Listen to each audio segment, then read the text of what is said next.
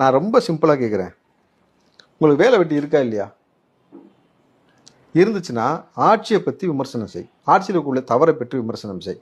இதை எப்படி மாற்றலாமா இல்லை என்ன செய்யலாம் அதை பற்றி பேசு. அதை விட்டுட்டு ஆட்சி அதிகாரத்துக்கே வராத ஒரு நபரை குறித்து தொடர்ச்சியாக பேசுனேன்னா அப்போ ஒருத்தருக்கு வேலை வெட்டியில் தானே அர்த்தம், இல்லை உனக்கு எதோ அசைன்மெண்ட் இருக்குன்னு அர்த்தம். புரியுதுங்களா? யாரை கேட்கணும் யாரை பேசணுன்ற எந்த புரிதலுமே இல்லைன்னு நீங்களாம் என்ன அரசியல் பண்ணுறீங்க? மக்களுக்கான அரசியலை நீங்கள் பண்ண முடியல கடைசி வரைக்கும். எல்லாரும் எது செஞ்சாலும் தளபதி சொல்லலை, தளபதி கேட்கல, தளபதி பண்ணலன்னா மனநோயா உங்களுக்கு?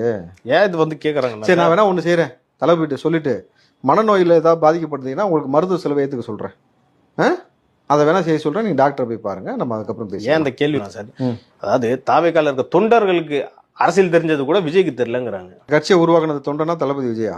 இன்னைக்கு விஜய் சொன்னதுக்கு எல்லாம் கதறீங்களா, தொண்டன் சொன்னது கதறீங்களா? கதறது யார் வேணா கதறலாம் சார், ஆனா யார் அரசியல் பண்ணுன்றது விஷயம் இருக்கு. யார் வேணா கதறலாம்னா யார் கதற வைக்கிறான் இருக்குல்ல, தளபதி கதற வச்சார்ல, வச்சாரா?